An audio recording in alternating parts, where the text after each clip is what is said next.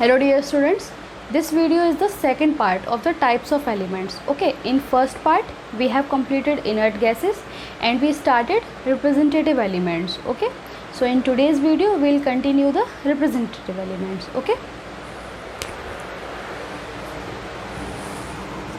first point is inert gases, which we have completed. Second point is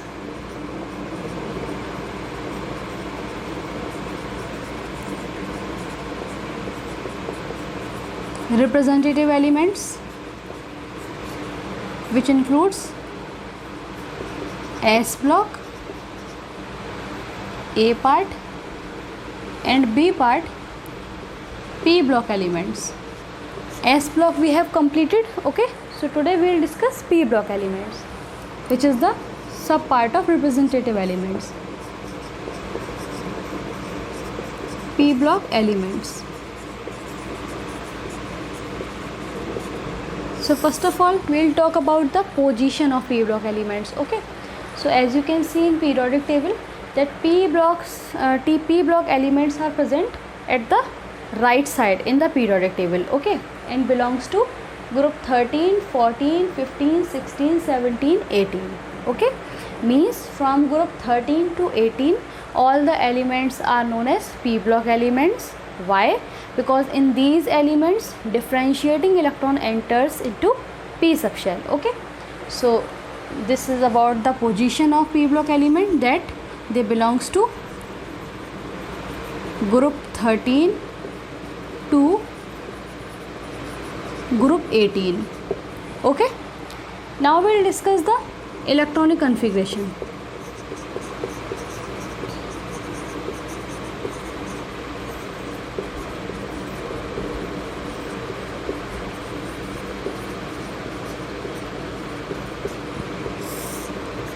So all the P block elements represent NS2, NP, 1 to 6 type of electronic configuration. Okay, 2 electrons will present in S subshell and 1 to 6 electron can be present in P subshell. You can take example of boron, 1s2, 2s2, 2p1. Now carbon, 1s2, 2s2, 2p2. For nitrogen, 1s2, 2s2, 2p3.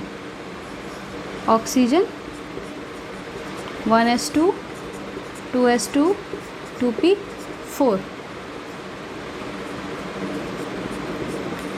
Fluorine, 1s2, 2s2, 2p5.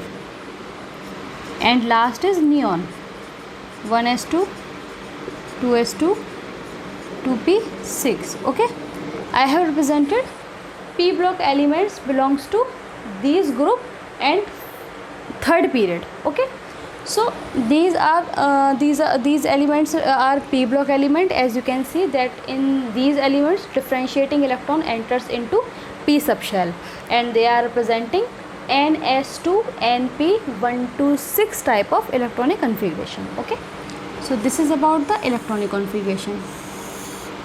Now we will discuss valency. So as you can see in electronic configuration that P electrons and S electrons, okay, means both type of electron belongs to valence shell. Okay, both type of electron belongs to the same orbit, which is valence shell. Okay, so in some elements only P electron takes part in a chemical reaction or a compound formation, or in some cases these electron can also take part in compound formation. Okay, so we can say that P block element does not show certain valency, although they will show variable valency. Okay,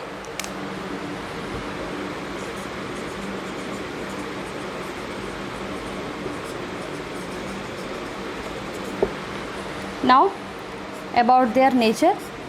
So they are metallic or they can be non-metallic. in nature. Okay, so these are the properties of p block element. Now we will start third category. Okay,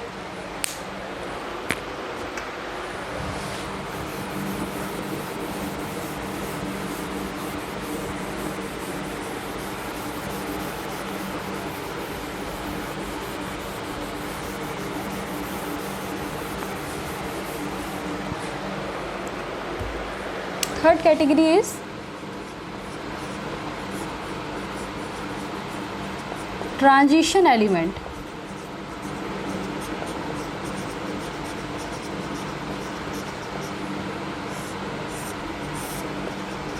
Okay, so first of all we'll talk about the position. So transition elements are present in the middle of periodic table. Okay, means d block elements are known as transition elements. Now why they are known as transition element? Because they, as you can see, that they are situated in between S block and P block. So their properties are, they show the transitional properties, okay, or transitional behavior because of the presence between the S block and P block. Okay, so that's why they are known as transition element. Okay, or you can say that their properties are like a bridge between S block and P block. That's why these elements are known as transition elements. Okay, so first we'll talk about the position. So as they are present in the middle of the periodic table and belongs to group 3rd to group 12. Okay, so group 3rd to group 12, all the elements will be known as transition elements. Now we'll talk about the electronic configuration.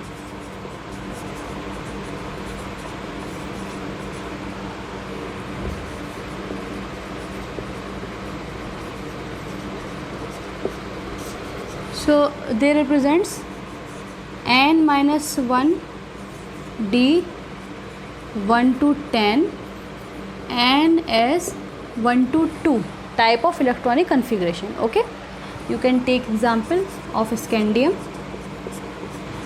1s2 2s2 2p6 3s2 3p6 3d1 4s2.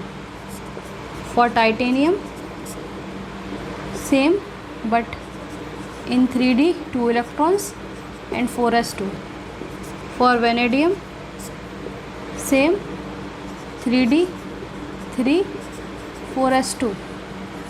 In chromium 24, this is the exceptional case. Okay, so that's why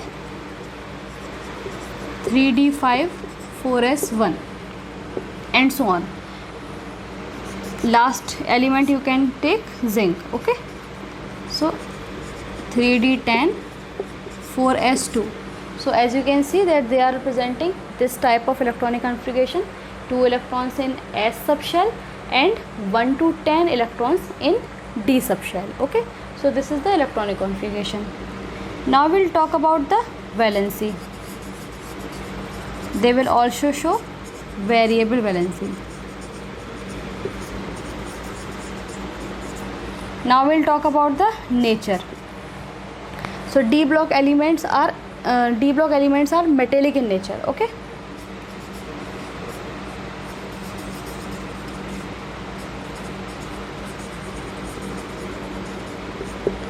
and one specific property is they can form alloy. Okay, so why they can form alloy? Because all the D block elements are almost of same size. Okay, so because of this property they can replace one another in their compounds, so that's why they can easily make alloys. Okay, so this is the specific property of D block elements. Now we'll start the next category, and this is the last category, which is inner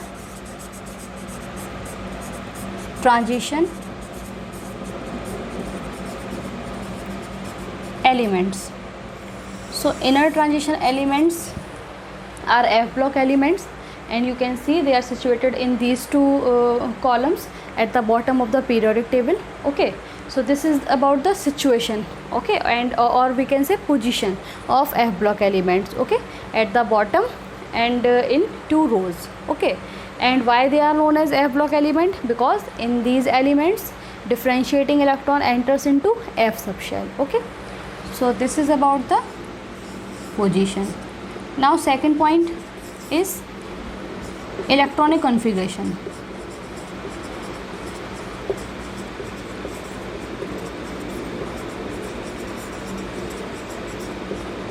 So they will show n minus 2 F 1 to 14, n minus 1 D 0 to 1 and ns 2 electrons, okay.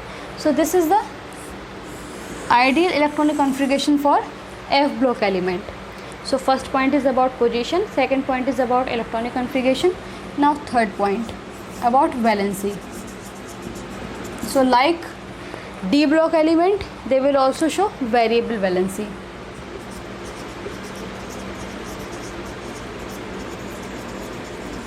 Next, nature. So they are also metallic in nature.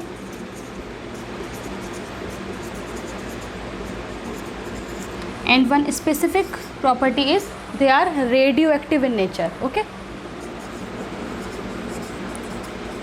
Radioactive in nature.